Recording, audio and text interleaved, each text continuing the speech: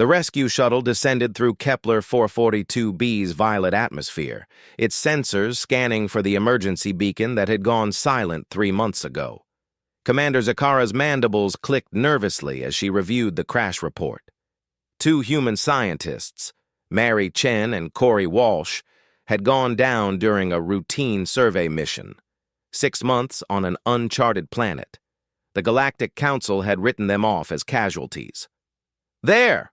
her pilot hissed, pointing at a clearing near the crystalline forest. "The crash site." But it wasn't just a crash site anymore. Zakara's 3 eyes widened as the shuttle landed. Where twisted wreckage should have been, there stood a small structure made of local timber and salvaged hull plating. Smoke curled from a chimney. A hand-painted sign swung in the breeze. "The Cosmic Grounds. Best coffee in 12 parsecs." "What in the 7 nebulas?"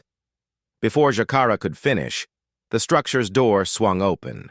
A human female emerged, wearing an apron covered in alien symbols and what appeared to be paw prints. Her dark hair was tied back, and she was smiling.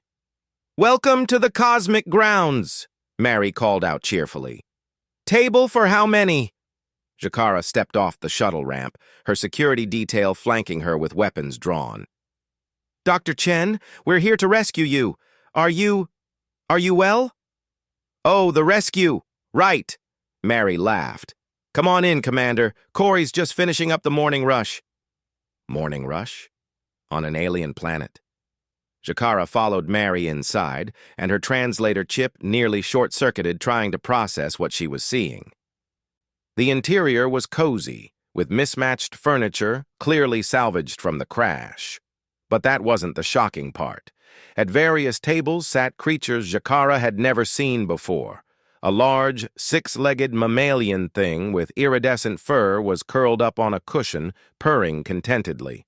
A reptilian biped with crystalline scales was carefully holding a tiny cup in its clawed hands, sipping something steaming. And behind the counter, helping a human male operate an improvised espresso machine, was a floating jellyfish-like creature that glowed soft blue. "Commander Zakara, right?" Corey looked up from the machine, his red hair disheveled but his green eyes bright. "Mary said you'd probably show up eventually. Want a latte? We've been perfecting the recipe using local flora, totally safe for most carbon-based life forms." What? How? Zakara's translator was struggling to keep up with her confusion. Mary gestured to a table. "Please, sit. Let me introduce you to everyone." In a daze, Zakara sat. The 6-legged creature immediately trotted over and began rubbing against her exoskeleton. "That's Buttons," Mary explained, scratching behind the creature's auditory flaps. "She's a Velaran fluff beast. We found her injured near the crash site on day 2. After we patched her up, she just stayed. Turns out they're incredibly social and food-motivated.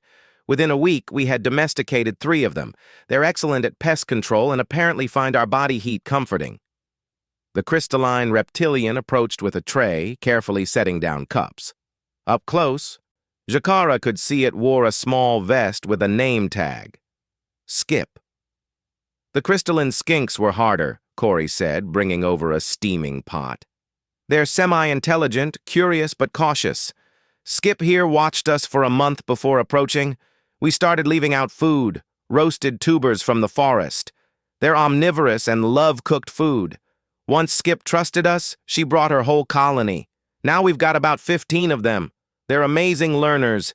Skip can operate the grinder." As if to demonstrate, Skip chittered something and gestured to the coffee grinder. The floating jellyfish creature drifted over and began operating it with its tentacles.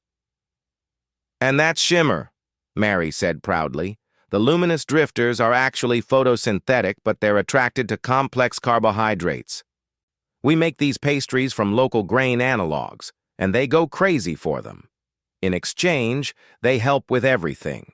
They can manipulate objects with incredible precision, and their bioluminescence provides perfect ambient lighting. We've got about 20 in the colony now." Zakara accepted the cup Corey offered. The aroma was genuinely pleasant, earthy with hints of something sweet. But how? Why? You were stranded. We were, Corey nodded, sitting down across from her. The crash destroyed our long-range comms and most of our equipment. We had enough rations for maybe 6 weeks if we stretched them. So we had a choice, sit around and wait to die, or adapt. Day 3, we started exploring, Mary continued. We found edible plants, identified water sources, and started encountering the local fauna. Corey's background in xenobiology and my anthropology training came in handy.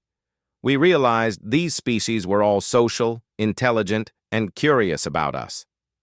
Humans are natural domesticators, Corey added. We did it on Earth with wolves, cats, horses, chickens, basically anything that would sit still long enough. Why would we stop just because we're on another planet? But a café? Jakara asked. Mary grinned. That was month 4. We'd established a pretty good routine, foraging, studying the ecosystem, building relationships with the local species. The skinks started bringing us things they thought we'd like. The drifters began helping with construction, and the fluff beasts, well, they just wanted to cuddle. We realized we weren't just surviving, Corey said. We were building a community. The cafe idea came from wanting a central gathering space. Plus, I really missed coffee, and the local beans turned out to be perfect. A chime sounded. Skip chittered excitedly and rushed to the door. 3 more skinks entered, followed by a family of fluff beasts and several drifters. Afternoon crowd, Mary said, standing up. Excuse me, Commander. Duty calls. Jakara watched as the 2 humans moved seamlessly through their routine. Corey operated the espresso machine while Shimmer the Drifter handled the grinder and portafilter. Skip took orders, actual orders, communicated through a series of chitters and gestures that Corey somehow understood. Mary prepared food, assisted by fluff beasts who retrieved ingredients from storage areas they'd clearly been trained to access. It was the most bizarre, beautiful thing Jakara had ever witnessed. Dr. Chen, Dr. Walsh, she finally said, we came to rescue you. Mary and Corey exchanged glances. Corey spoke first. Commander, we appreciate that, but we're not exactly stranded anymore. We've got a thriving business, 3 domesticated species that depend on us, and honestly, we're happy here. However, Mary added, if you could help us get proper supplies and maybe establish a trade route, we'd be grateful. I think the cosmic grounds could become quite the destination. First interspecies cafe in this sector. Jakara looked around at the impossible scene. Predator and prey species sitting peacefully, aliens and humans working in harmony, all centered around coffee and baked goods. She thought about her report, about how she'd explain this to the council. Then she smiled. Make me one of those lattes, she said, and let's talk business. Buttons, the fluff beast, purred and settled onto Jakara's lap. Through the window, the violet sun set over Kepler 442b, painting the sky in shades of amber and rose. Humanity had done it again,